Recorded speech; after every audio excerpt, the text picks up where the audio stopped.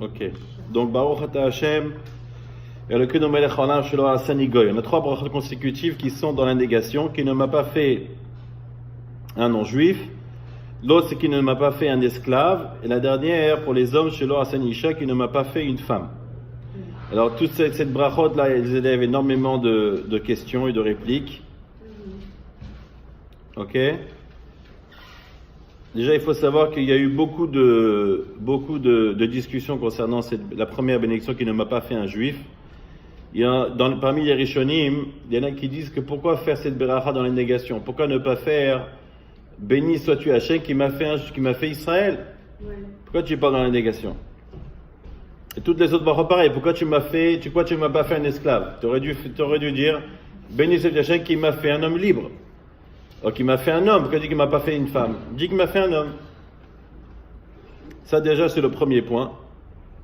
Alors, ça c'est une femme qui va dire qu'il m'a fait selon sa volonté, qui ne va pas dire qu'il ne m'a pas fait un homme. Ouais. On verra pourquoi. Alors, vous savez que j'ai été une fois à Rome, et dans le Sidour, c'est une version vénitienne, et là-bas la bracha c'est celui qui m'a fait Israël.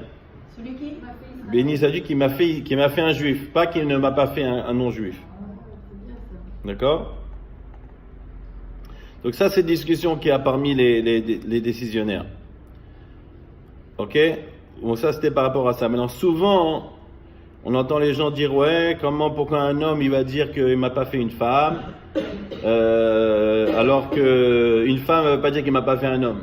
C'est quoi le sens à cela? C'est du chauvinisme? C'est quoi? Deuxième question, qu'est-ce qu'on va faire avec quelqu'un qui s'est converti? Quelqu'un qui s'est converti, est-ce qu'il peut dire qu'il m'a pas fait un juif? Qui m'a pas fait un non-juif, parce que tu es né non-juif. Alors, est-ce que tu peux faire cette beracha quand même ou pas? Attends, excuse-moi. Tu es obligé, non, une fois que tu as... excuse-moi, quelqu'un qui est converti, il est juif, ça y est? Il est juif, mais tu peux pas dire qu'il ne m'a pas fait. Ça revient à la création, à la naissance. Ouais. Or, à la naissance, tu étais ok. Alors, il y en a qui vont dire non, il peut quand même le faire. Pourquoi? Parce que quelqu'un qui se convertit, c'est considéré une naissance. Oh, c'est beau, j'adore. Bah oui, d'ailleurs, c'est vrai que d'après la stricte halakha, d'après la Torah, si un frère et une sœur ils se convertissent, ils ne sont plus considérés frères et sœurs. Ah ouais. Donc d'après la Torah, ils auraient même besoin le droit de se marier. Excuse-moi, je comprends pas pourquoi. Attendez, attendez. Si tu dis que c'est une nouvelle naissance, d'ailleurs c'est la paracha de la semaine dernière, Yaakov il s'est marié avec 2 femmes, 2 sœurs. Comment il s'est marié avec 2 sœurs? C'est interdit. C'est interdit. D'ailleurs, la Torah, on dit que nos maîtres, bien qu'ils n'avaient pas encore reçu la Torah, ils gardaient les commandements de la Torah. Alors voilà, Yaakov s'est marié avec 2 sœurs. Alors il y a un avis qui dit que non, ça c'est seulement en Eretz Israël, en terre d'Israël, là-bas ils gardaient les mitzvot, mais en dehors non. D'ailleurs c'est pour ça que Rachel est morte avant de rentrer en Israël, sur la route, pour qu'il ne rentre pas en Israël marié avec 2 femmes. Ça c'est une explication. Wow. Une autre explication qui dit non. Du fait qu'elles se sont converties, parce qu'elles étaient dans la maison de Lavan, c'est plus des sœurs, c'est terminé. Il n'y a plus ces connexions de sœurs. D'ailleurs, le converti n'a pas d'héritier. Celui qui se convertit, qui n'a pas d'enfant, après sa conversion, il n'a pas d'héritier. Parce qu'il n'a plus de connexion familiale. Donc on te dit, regarde, quand il se convertit ou elle se convertit, c'est considéré une naissance. Donc elle bénit par rapport à ce moment-là. D'ailleurs, une fois quelqu'un m'a posé une question, est-ce qu'un converti doit faire son anniversaire selon sa naissance ou selon le mikvé? Je dis non, selon le mikvé. Ah ouais. C'est là que tu es né. C'est énorme. Attends, mais c'est pas, s'il s'est converti à 40 ans, il va pas faire ça. Il fera son anniversaire selon le jour du mikvé. C'est à ce jour-là qu'il est né. Change la date tous les années. Voilà. C'est qu'à Saint-Leu, je vais voir le mois prochain un ami de l'âge des enfants qui est né juif par sa maman, mais qui n'a jamais eu la Brit Mila. Et maintenant, il est devenu vraiment, il est en Israël, en yeshiva, il est très balèze et tout. Et donc, je ne sais pas s'il a le droit encore. Tu dois attendre longtemps pour faire la Brit, c'est ça? Non. Ça doit faire 2-3 ans qu'il a fait Teshuvah. Peut-être qu'il est déjà fait. Okay. À mon avis, il est déjà fait. L'année dernière, c'était pas le cas. C'est vrai? Ouais. Pourquoi il attend? Je ne sais pas. Je ne sais pas du tout. Je te dirai. Okay. Il est de Saint-Leu, comme tu es de Saint-Leu, c'est pour ça que je t'en parle. Enfin... Ok, alors, pour la question, pourquoi est-ce que ces berachot là on les récite à la négation au lieu du côté positif? c'est-à-dire qui m'a fait un Israël, qui m'a fait un homme libre, qui m'a fait un homme et pas une femme. La réponse à cela se trouve dans la Gemara, dans Hérouvine.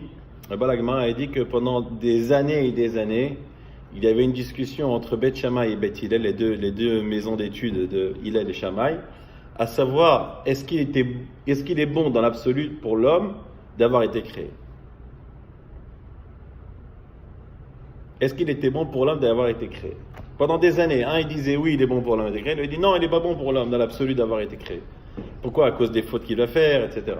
Ça, bien sûr, on parle des gens qui ne sont pas tzaddik. Les tzaddik, c'est sûr que pour eux, c'était bénéfique.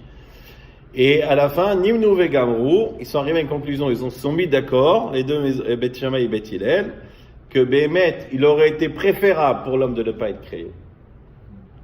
Ve'arshav shenivra yefashpesh ma'asa. Mais maintenant qu'il a été créé, il doit bien vérifier ses actions, faire attention à ce qu'il fait, réparer ce qu'il a endommagé, etc. Donc, puisque la conclusion elle est qu'il aurait été préférable pour l'homme de ne pas avoir été créé du tout, donc je ne vais pas faire une bracha à Hachem, le remercier de m'avoir créé. C'est que maintenant, c'est comme en hébreu on dit bediavad a posteriori. Maintenant que tu m'as créé, alors je te remercie de ne même pas avoir créé tel ou tel. C'est sur fait accompli. Voilà. C'est cherché, ça. Tout est cherché. Ok. Donc, on revient maintenant sur le point qui est très critiqué dans le monde, chauvinisme, pourquoi on parle des non-juifs, pourquoi l'homme il va dire qu'il m'a pas fait une femme alors que la femme elle dit pas. Alors, venez, on va analyser chaque bracha et on verra vraiment quel est le sens qui est derrière ces brachot. Alors, on prend le premier bracha, celui qui ne m'a pas fait un non-juif. Alors, est-ce que notre intention est de dire qu'Hachem ne va pas créer un non-juif comme Metouchelach? Metouchelach, c'était qui? C'était à l'époque de Noach. Ah oui, les sept. Metouchelach, c'était le grand tzaddik de la génération, d'ailleurs, et que grâce à lui, le déluge a été retardé de 7 jours, parce que Hachem ne voulait pas que de son vivant, il voit la destruction du monde. Le père de Noach, c'était qui Metouchelach? Metouchelach, c'est Mathusalem. Ah oui, donc c'est la descendance de Noach. C'est ça. Il a vécu jusqu'à 650 ans, je crois. D'accord? Ou alors, notre attention aussi par rapport à Noach, Noé, quoi. On va dire qu'Hachem n'est pas écrit comme Noach, qu'Hachem il a appelé tzaddik. Qu'est-ce que nous, on vient dire, mais béni sois-tu qui m'a pas fait comme Noach? Ou comme Metouchelach, ou alors comme Job, Job, qui n'était pas un juif. Et que Hachem il dit, Avdi, il appelle mon serviteur. Eux, ils avaient 7 commandements. Comment? Ils avaient 7 commandements à suivre, et nous, on a eu... Oui, mais alors, est-ce que c'est quelque chose qui est critique par rapport aux non-juifs? Est-ce qu'ici, on vient, c'est comme si qu'on venait, c'était une bénédiction qui était d'un sentiment d'arrogance et de suprématie par rapport aux autres nations? Est-ce que c'est ça le sens de cette bénédiction ou pas? Alors, ça voudrait dire qu'en fait, on bénit Hachem de ne pas avoir fait comme Noach, comme Metouchelach, comme Shem et Ever, là où Yaakov, le parachat de la semaine dernière, il a étudié pendant 14 ans, qui n'étaient pas encore des juifs, comme Yitro, le beau-père de Moshe, qui lui n'était pas juif. D'accord? Donc c'est évident que c'est pas ça le sens de notre bénédiction, c'est pas critique, c'est pas un sentiment de suprématie qu'on veut se donner par rapport aux autres. Deuxième bracha, qui ne m'a pas fait un serviteur. Alors, on sait qu'il y avait le serviteur d'Abraham, Eliezer. Et Eliezer, la Torah là-bas, elle nous dit que à Moshe, Bechol Asherlo, lorsque la Torah vient d'écrire Eliezer, il dit c'est celui qui gérait tous les biens d'Abraham Avinu. Et Rashi, il dit c'est quoi Moshe qui gouvernait tous les biens d'Abraham Avinu? C'est-à-dire qu'il gouvernait son mauvais penchant comme son maître le faisait. Il était capable de gérer ses pulsions comme Abraham. Donc il était au niveau d'Abraham, avec son Yetzer Hara. Pareil, la Torah a dit, on l'appelle Damesek Eliezer. Et Abraham il dit à Akash Baruch Hu, quand tu vas me laisser, je ne veux pas avoir d'enfant, et la seule personne qui va me rester, c'est Damesek Eliezer. Et Damesek Eliezer, c'est quoi? Khamim ils disent que c'est un raccourci pour dire Dolé ou Mashke. C'est quoi Dolé? Quelqu'un qui puise et qui abreuve. C'est-à-dire que Ayat Dolé Mitorat Rabo ou Mashke la Kol Olam. Il puisait de l'enseignement de son maître et il allait perpétrer et diffuser la Torah qu'il apprenait de Avraham Avinu. Dans le Midrash, même écrit qu'Avraham il avait une yeshiva et le maître de la yeshiva c'était Eliezer. Et c'était un serviteur. Et nous on dit on ne veut pas être un serviteur. Est-ce qu'on fait référence à des gens comme Eliezer? Ou alors comme la Gemara a dit là-bas sur le serviteur de Rabban Gamiel à l'époque de la Mishnah. Il avait un serviteur qui s'appelait Tavi. Et lui il disait que Tavi c'était un vrai Talmid Chacham. C'était un vrai érudit en Torah. Et il méritait même de recevoir une smicha, de recevoir une ordonnance rabbinique. C'est-à-dire qu'à l'époque, c'était des géants. Donc ce même serviteur-là, qui est capable d'être un dayan ou peu importe quoi, est-ce qu'on viendrait dire, nous, qu'on ne voudrait pas être comme lui? Pareil, Rabbi Yehuda Hanassi. Rabbi Yehuda Hanassi, il avait une servante, et sa servante, toutes les questions qu'ils avaient, les chachamim, ils allaient lui poser à elle, tellement elle était érudite en Torah. Donc c'était une servante. Donc c'est sûr que c'est pas l'intention de cette bracha. Pareil pour Shelo Hasanisha, qui ne m'a pas fait une femme. Est-ce que nous on vient dire qu'il m'a pas fait comme Sarah, Rivka, Rachel et Léa? Est-ce qu'on vient dédaigner Chad Shalom de patriarche? Est-ce qu'on vient dédaigner Esther Amalka, la reine Esther? Est-ce qu'on vient dédaigner la prophétesse Déborah? C'est évident que c'est pas ça l'intention de ces brachot. Alors quel est le sens de cette brachot? Donc on parle pas ni d'arrogance ni de sentiment de supériorité. Mais au contraire, c'est quoi? Ici, on vient exprimer notre gratitude de la Kadosh Baruch Hu pour ces opportunités de mitzvot qu'un homme a à l'encontre d'une femme. C'est-à-dire qu'il y a des mitzvot que l'homme est obligé d'accomplir, que les femmes n'est pas obligées d'accomplir. Il y a des mitzvot qu'un non-juif est obligé d'accomplir. Il y en a seulement 7, contre 613. Il y a une mitzvot que le serviteur n'est pas censé accomplir, parce que le serviteur a les mêmes obligations qu'une femme. Quelle est la limitation que la femme a par rapport à l'homme? C'est que la femme est exempte de toutes les mitzvot qui sont dépendantes du temps. Donc si c'est une mitzvah qui n'est pas omniprésente dans la journée, dans le calendrier, la femme est exemptée, sauf le Shabbat. Et la matzah de Pessah. C'est-à-dire qu'il y a 2 mitzvot qui sont dépendants du temps, mais il y a une obligation que même les femmes ont. Comme le Shabbat et Pessah, on apprend l'un de l'autre. Tu me dis qu'à Shabbat, on doit faire les 3 amidot? Non, je ne parle pas de prière maintenant. Shabbat, Shabbat, je parle par rapport à l'obligation d'honorer le Shabbat. Ah, honorer, d'accord. Par exemple, le mitzvah du Kiddush. La femme a la même obligation que l'homme. Alors que c'est dépendant du temps. Mais la mida, on peut en faire qu'une encore.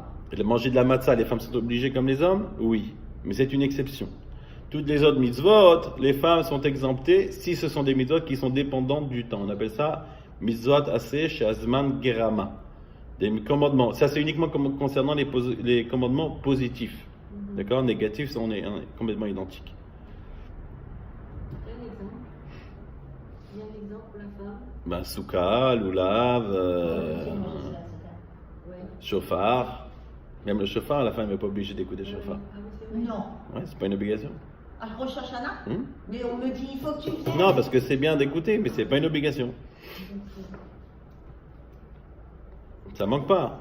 Les téphilines, les tzitzit, la plupart des mitzvot. Positives. Ok. Donc maintenant, pourquoi vraiment les femmes sont exemptées de ces mitzvot-là? Pourquoi c'est différent entre les hommes et les femmes? Et même si les femmes sont exemptées de ces mitzvot-là, et qu'elles vont quand même le faire de manière volontaire.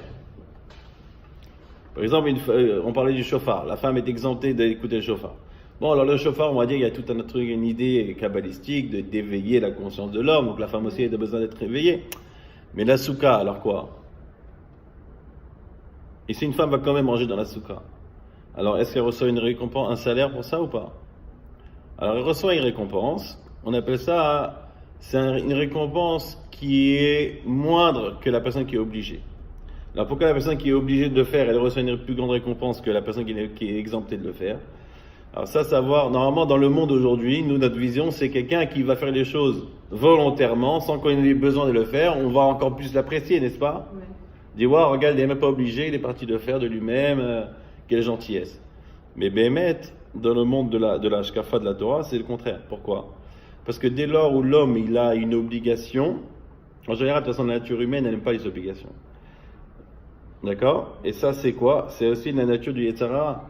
C'est-à-dire que le Yetzer Hara, dès lors où tu es obligé de faire la chose, c'est là qu'il va mettre en place tout son système pour t'empêcher de faire les choses auxquelles tu es obligé. J'ai compris, tu vois. Donc, qu'est-ce qui va se passer? Donc, si moi, je fais les choses que je suis censé faire, le Yetzer Hara, il va se battre contre moi. Et donc, si je vais réussir à la faire, ça a été malgré que j'ai eu à combattre le Yetzer Hara. Mais une femme qui n'est pas obligée de faire la chose, c'est pas son duty, c'est pas son obligation. Donc, on n'a pas le Donc, le Yetzer Yetzer Hara, Hara. il va même pas l'embêter. Donc, pour elle, c'est plus facile. Ah, waouh. Pas mal. C'est ça qui a écrit Gadol à Metzuvé Veose, Yoter Mishaino Metzuvé Veose. Celui qui est ordonné et qui fait, il est plus grand que celui qui n'est pas ordonné et qui fait quand même. Donc c'est ça qu'on vient dire, nous. C'est ça que nous, on vient dire que chez Hassani Isha, que tu ne m'as pas créé femme. Pourquoi? Parce que j'ai beaucoup plus de commandements, d'accord? Et donc automatiquement, si j'accomplis ces commandements-là, j'aurai une plus grand mérite de par le combat que je vais avoir à faire contre le mauvais penchant qui va essayer de m'éviter de faire la chose. Comprenez? Pareil pour le serviteur. Donc c'est pas par rapport à l'idée de la personne elle-même, de la femme, du service. Non, c'est par rapport uniquement au service divin. C'est-à-dire ma nature du service divin, elle va être différente de l'autre personne. Donc plus que moi j'ai plus de mitzvot, j'ai plus de responsabilités. Et qui dit plus de responsabilité, dit plus de récompense automatiquement. Pourquoi on s'appelle le peuple choisi? Est-ce que nous, c'était aussi un sentiment de suprématie par rapport aux autres nations? Non. Mais dans une compagnie, tu as plusieurs postes. Celui qui a le plus de responsabilités, c'est celui qui a le plus grand salaire. N'est-ce pas? Le PDG, celui qui a le plus de responsabilités. C'est normal qu'il prenne plus de salaire. Mais il a plus de responsabilités. Donc aussi le Ben Israël, il a beaucoup plus de responsabilités que celui qui n'est pas Ben Israël, parce que lui, il a 7 mitzvot comparé à 613. Donc c'est pas qu'on va dire qu'on est supérieur, mais du fait qu'on ait plus de responsabilités, automatiquement, on est un stade au-dessus. Alors pourquoi les femmes, elles vont réciter chez Hassani, elles vont pas dire qu'il n'a même pas fait un homme, parce que c'est comme si qu'elles disaient, je suis content de ne pas avoir l'obligation de faire des mitzvot. Donc ça, c'est quelque chose qui est assez négatif. Donc elles vont dire chez Hassani Kirsono, qui m'a créé selon sa volonté. Alors, qu'est-ce qu'elle veut dire cette bracha-là? Alors la bracha, en fait, elle est bien plus profonde que ce qu'elle laisse croire. Pourquoi? Parce que comme on l'a dit tout à l'heure, il y a des mitzvot que les femmes ne sont pas censées faire. Mais pourquoi les femmes ne sont pas censées faire? Il faut comprendre. Pourquoi est-ce qu'une femme ne doit pas mettre les téfilines? Pourquoi est-ce qu'une femme ne doit pas mettre le talit, le tzitzit? Ce sont des mitzvot qui sont très importantes. Il est écrit que quand tu mets le talit ou le tzitzit, c'est comme si tu accomplissais toutes les mitzvot de la Torah. Alors pourquoi les femmes ne sont pas censées accomplir ces mitzvot-là? Pourquoi la soukha, la femme n'est pas censée? Pourquoi le loulav? Parce que nous, on a en nous la notion du temps. Et donc? L'homme, il a besoin qu'on lui rappelle à chaque fois la notion du temps. Vous l'avez pas. On a besoin de nous rappeler la notion du temps?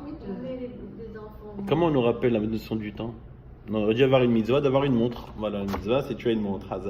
Nous, c'est en nous, on le sait. On sait tous les mois, on a cette notion, elle est ancrée en nous. D'accord? Vous n'avez pas ça. Je sais pas. Ah, si, moi je sais. Je vois bien, moi en tant que femme, que j'ai vachement plus cette notion de temps que mon mari ou mes enfants. Et ça se voit dans quoi? Je sais, moi, le mois, tout ça, c'est évident, quoi. Moi aussi, c'est évident pour moi, le mois. Moi, je pense qu'à l'époque, les femmes avaient leurs enfants, leur foyer. Aujourd'hui, elles n'ont pas leurs femmes, leurs enfants, leur foyer, leurs Ils ont quand même moins de temps. Ils gardent les bébés qui ont enceintes. Ok, et donc? Sinon, quand tu n'as pas tout seul. Mais quand tu manges dans la soukha, par exemple, qu'est-ce que ça change? Tu manges dans la soukha, de toute façon, toutes les femmes en général, elles ont une soukha à la maison, elles mangent dans la soukha. Ouais. Alors, c'est quoi le problème? Pourquoi une femme a l'obligation de prier?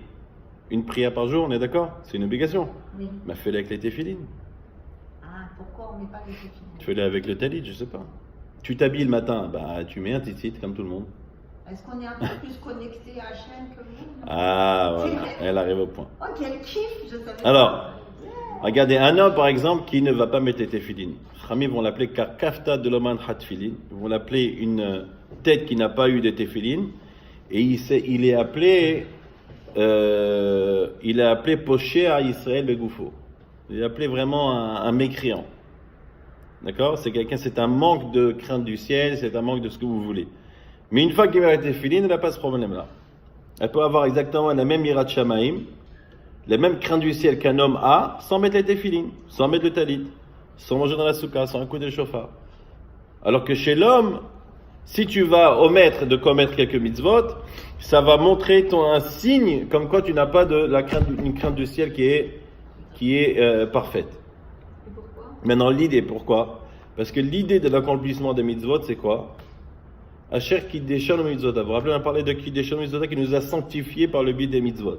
Ça veut dire que la mitzvah, c'est un lien, c'est une connexion avec Hachem qui doit se créer à travers plus différentes mitzvot. D'accord? C'est un band. Ça va créer un lien. Maintenant, comme la Torah le dit, si vous allez écouter mes commandements, que je vous ai ordonné en schéma, on le dit, d'aimer Akadosh Baruch Hu et de le servir de tout votre cœur et de toute votre âme. C'est-à-dire quoi? C'est-à-dire que les commandements nous amènent à une connexion, d'accord, d'amour avec Akadosh Baruch Hu. Donc, toute l'idée des mitzvot, c'est de nous rapprocher d'Hachem. Donc, si maintenant je te dis que toi, tu n'as pas le même devoir d'accomplissement des mitzvot que l'homme, et que je t'explique que l'idée de l'accomplissement des mitzvot, c'est pour te connecter à Hachem, c'est-à-dire que toi, tu n'as pas besoin de cette connexion. Tu es déjà connecté. Mais comment on est déjà connecté? Ben, dans la nature de l'âme de la femme, elle est beaucoup plus proche, d'accord? La femme est plus spirituelle que l'homme. On engendre des enfants? Non, c'est pas que ça, c'est dans la structure de la femme, c'est Malchut. C'est La royauté? Ouais. C'est nous? Je savais pas. Ouais. La femme, c'est Gvura et On a été Malchut, dans la créé Kabbalah. après l'homme. Ouais. Ouais, good point. Si on était... Ben, après avoir vu tous les défauts de l'homme, on a créé la femme. Ah, pas mal. Remarque, on a complété l'homme. Donc vous comprenez que si l'homme maintenant, il va omettre d'accomplir telle ou telle mitzvah, qu'est-ce qui va se passer? Il va créer une distance ou empêcher de se rapprocher d'Akadosh Baruch Hu. Mais la femme, elle n'en a pas besoin. C'est-à-dire que la femme, sans accomplir toutes ces mitzvot-là, elle peut être aussi proche de l'homme d'Hachem, sans toutes ces mitzvot-là. Vous comprenez? Donc ça, c'est ancré dans la nature de l'homme. Mais la femme a été créée avec une nature qui est autant connectée à Hachem, sans l'accomplissement de ces mitzvot. On a du bol. Ouais, vous n'avez pas besoin de créer de connexion. C'est comme si que nous, on avait une distance à rattraper que vous n'avez pas. Donc quand la femme est dit Sha'asani kirtsono, qui m'a fait selon sa volonté, et il m'a mis en accordance avec sa volonté, ça veut dire que j'ai plus besoin de toutes ces mitzvot-là pour arriver, oui, au goal qui est les Ahava et Hashem Lokechem Nordo, d'aimer Hashem, votre Dieu, de le servir. D'accord? J'ai une question à te poser. Est-ce que cette phrase, elle a toujours existé ou c'est que depuis quelques années où on l'a ajoutée? Ah non, elle était depuis l'époque du Talmud. C'est vrai? Ah, super, j'ai toujours pensé qu'on a rajouté ça pour nous faire plaisir.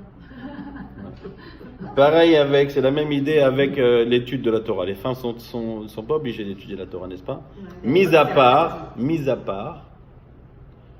part les halachot qu'elles ont besoin pour accomplir elles-mêmes. Ouais. C'est-à-dire que les femmes sont obligées de faire Shabbat, donc il faut connaître la halachot de Shabbat. Tu ne peux pas connaître la halachot sans les étudier. Mais à l'époque, les femmes n'avaient pas le droit d'étudier Le Talmud. le Talmud. À l'époque. Il y avait pas Non, il n'y a pas écrit, il n'y avait pas interdit. Les filles de Rachid étaient des érudits. Est-ce que tu as vu Yantel, toi? Ah oui, j'ai bien. Ouais, j'ai fait.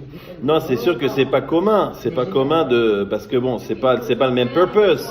C'est pas la même idée. On va voir justement. Maintenant, une femme, donc on va faire la bracha de la Torah, même la femme. Pourquoi? Parce qu'elle a l'obligation d'étudier les halachot qui sont en rapport avec ses obligations à elle. Mais d'étudier pour le but d'étudier en soi, la femme, pour elle, ça n'existe pas. L'homme, il doit étudier la Torah, peu importe si c'est quelque chose qui lui est imposé ou pas. C'est-à-dire, moi, je vais étudier la halachot d'un Kohen, par exemple. Même si moi, je suis pas Kohen, j'ai quand même le mérite D'accord? Et j'accomplis mon obligation d'étudier la Torah. Mais c'est un sujet qui est aboli, c'est un sujet qui n'existe pas aujourd'hui. Comprenez? Alors que la femme, elle n'a pas ça. Et c'est pas en étudiant la Torah qu'elle va devenir une plus grande sadéquette. C'est-à-dire qu'elle ne va pas augmenter son niveau de crainte du ciel en étudiant la Torah, pas du tout. Si c'est pas des sujets auxquels elle est obligée d'apprendre. D'accord? Donc une femme, c'est vrai, elle peut étudier la Torah, elle peut devenir très érudite. Il y a plein de femmes qu'on connaît qui sont érudites. Et la Gemara, elle parle de la femme de Rabbi Meir Balanès, elle s'appelait Berouria, qui était une géante en Torah, elle connaissait énormément. Mais ça ne veut pas dire qu'en étudiant, elle s'est rapprochée plus d'Hachem, non. L'étude ne va pas vraiment lui offrir quoi que ce soit au niveau du service divin, mis à part les connaissances. Donc elle va être une connaissance en Torah, elle va peut-être une scientifique, elle veut ce que vous voulez, mais ça ne va pas la rapprocher plus d'Hachem, ça ne va pas lui donner plus de crainte du ciel. Quand même un peu, je ne suis pas d'accord, excuse-moi, mais moi depuis je fais mes prières régulièrement et tout ça, et je vais à des cours de Torah. Parce que c'est de la morale, c'est pas pareil. Ah. La morale. D'accord? Donc maintenant, la Torah, c'est la communication, c'est le lien de la manière qu'Hachem il communique avec nous. Une fois, il y a un Rav, il a dit, nous, quand on prie, on parle à Hachem tout le temps. Mais quand est-ce qu'Hachem il nous parle? Quand on étudie la Torah. C'est-à-dire que quand on étudie, on lit un texte, c'est en fait Hachem il communique avec nous. Parce que tout se trouve à travers la Torah. Donc peu importe ce que tu vas entendre, que tu vas étudier, ce sont les paroles d'Hachem. Et à ce moment-là, Hachem il te parle. Si on apprend la chose comme ça donne envie. Hein. D'ailleurs, quelqu'un qui a étudié et connaît tout le Talmud et que ça l'a pas rapproché d'Akadosh Baruch Hu, son étude, elle n'est pas... C'est ça. Donc l'étude pour la femme, ça ne va pas vraiment influencer sa relation avec Hachem. Donc quand on dit chez Hassan et Kirtsono, qui m'a fait selon sa volonté, ça veut dire qu'une femme n'a pas besoin d'étudier la Torah pour être plus proche d'Hachem. Une femme, elle peut être prophétesse. Elle peut avoir la prophétie, la connexion la plus grande avec le Kadosh Baruch Hu, sans étudier la Torah. Parce que c'est pas ça le moyen qu'elle a pour elle arriver au service divin. La femme, elle, c'est quoi son travail? C'est tout ce qui est à l'intérieur. Comme l'avons dit la Malchoute, le royaume. Dans le royaume. C'est pas à l'extérieur du royaume. L'intérieur, tu veux dire dans notre cocon familial? Non, dans notre, tout ce qui est dans le cerveau, dans l'intériorité. D'ailleurs, l'idée de la tsniout, c'est quoi? C'est d'être réservé, c'est d'être à l'intérieur. Les mitzvot de la femme, c'est la tfila, c'est le travail du cœur. C'est la émouna. C'est ça les mitzvot de la femme. Donc elle est dans le royaume. Elle est déjà là. Donc elle doit juste conserver toute cette connexion avec Hachem. Nous, on a besoin de ramener des choses de l'extérieur. On a besoin toujours de prendre des choses pour pouvoir aller... Ok, donc maintenant on comprend mieux le sens de ces berachot. Pour conclure avec la halakha concernant les convertis, est-ce qu'il doit faire la bracha ou pas? Il y a beaucoup de discussions parmi les décisionnaires. La décision halakhique de Rav Ovadia Yosef, c'était que le converti ou la convertie fasse la bracha. Pour une fille, c'est pas une question, parce que chez Hassani Kirtsono, de toute manière, on peut la faire. Mais pour un homme qui est converti, il faudra qu'il fasse la bracha de qui ne m'a pas fait un nom juif sans prononcer le nom d'Hachem. Donc Baruch, juste dire Baruch chez l'or Hassani Goy.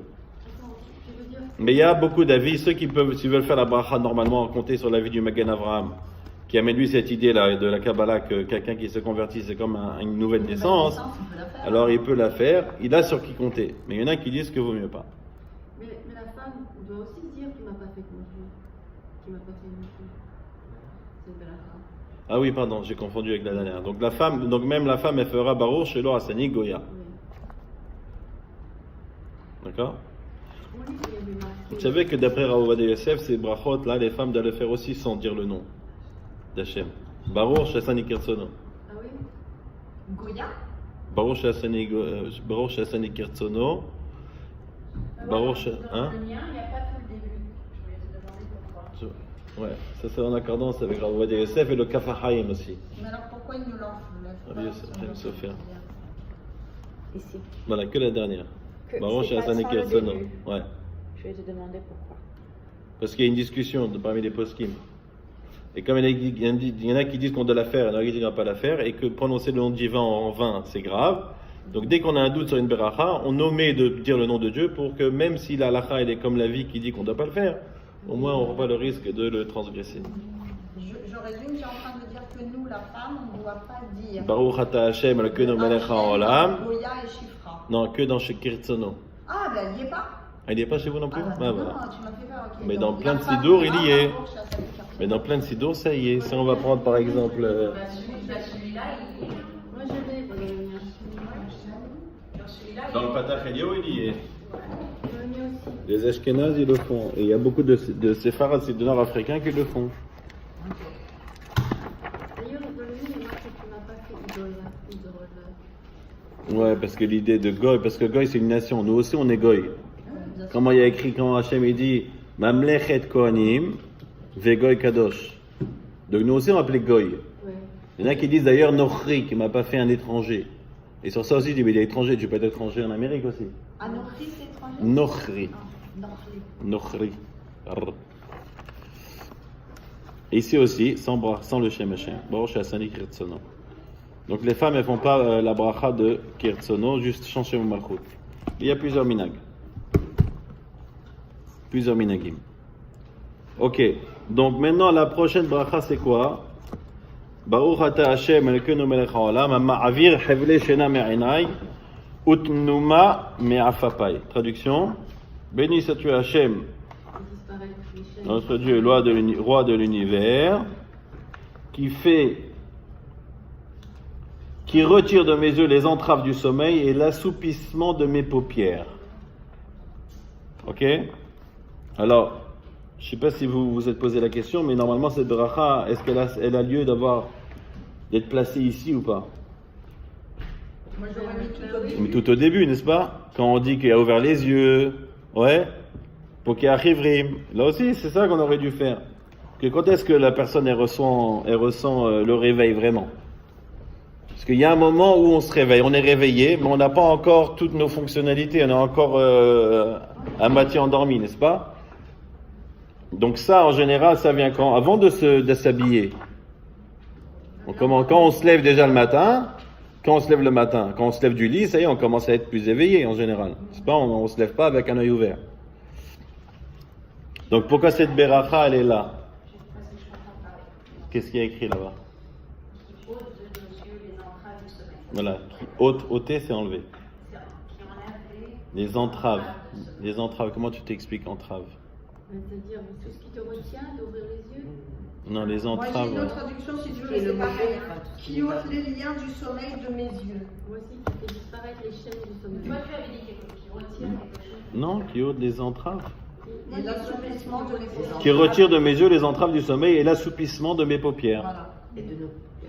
Moi, j'ai qui fait disparaître les chaînes du sommeil. La fatigue, en fait. Ouais. Les chaînes du sommeil, c'est la fatigue. Cette pesanteur qu'on a quand on est fatigué. D'accord? Donc la première question, c'est que normalement, on a dit cette bracha ne devait pas être ici.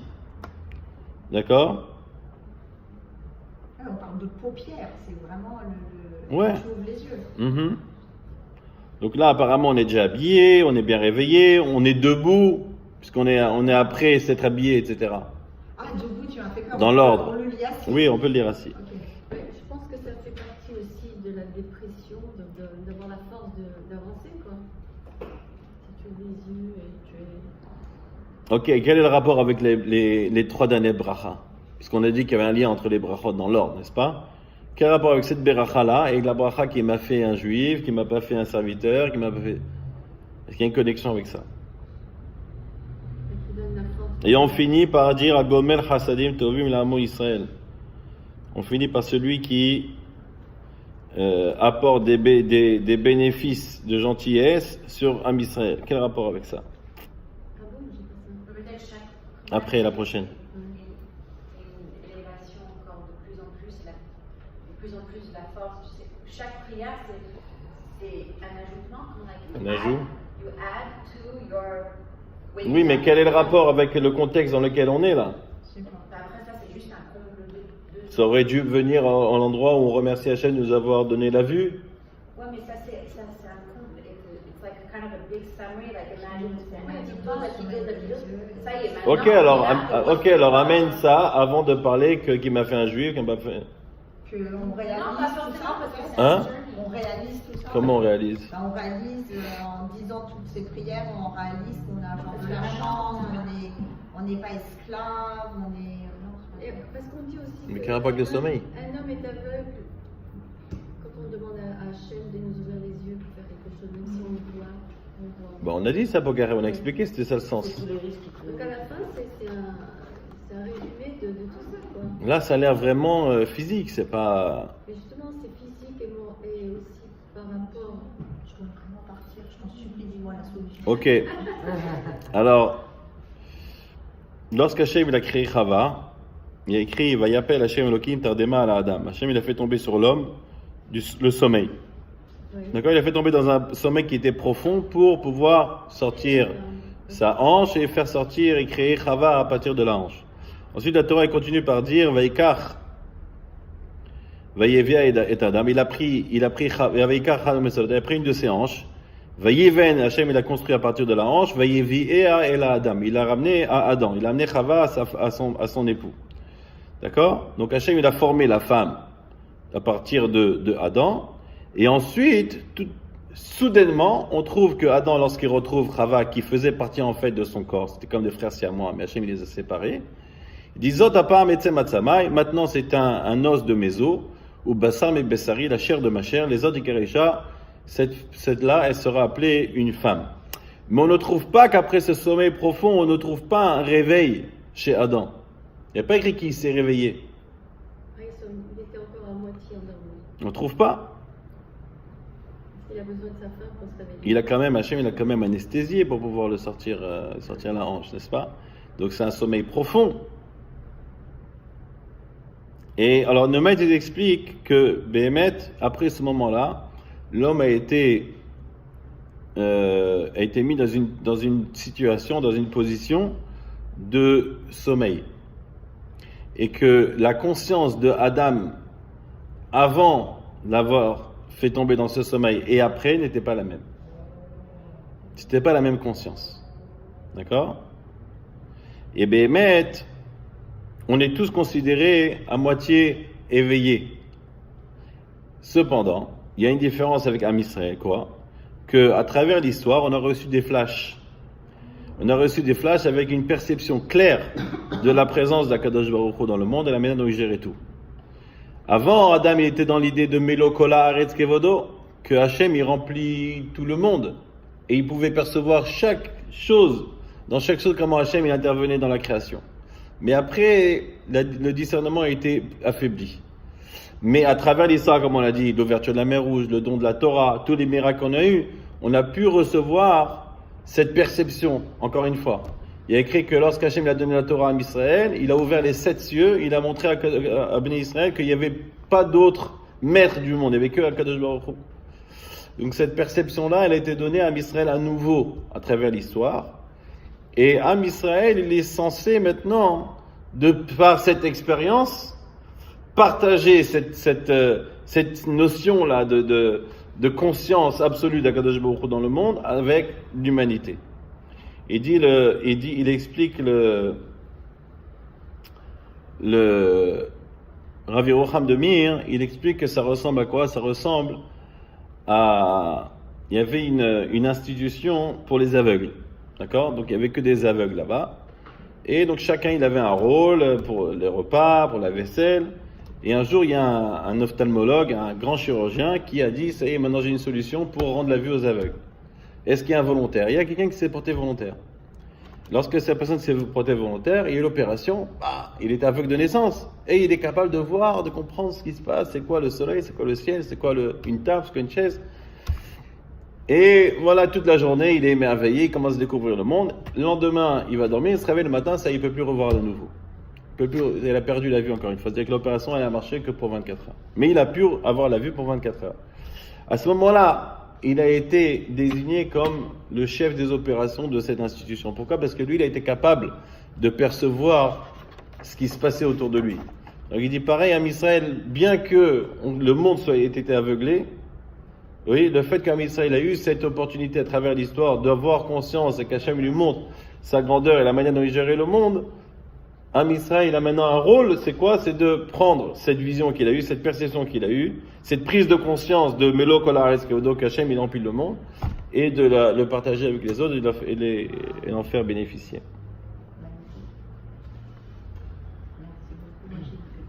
Donc ça c'est la bracha en fait, qu'on veut dire. Celui qui a enlevé le sommeil, d'accord, qui a enlevé le sommeil de nos yeux, d'accord, c'est ça l'idée. Il dit que parce que la plupart d'entre nous, nous sommes encore aveugles, comme le reste du monde, donc on fait cette bracha et en continuant en disant quoi? Parce qu'on l'a fait au singulier cette bracha. Pourquoi? Parce que malheureusement la plupart des gens ils ne voient pas. Alors que la bracha d'ensuite, la bracha d'après, qu'est-ce qu'on dit? On parle au futur.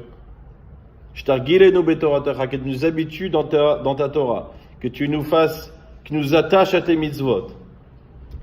Comprenez?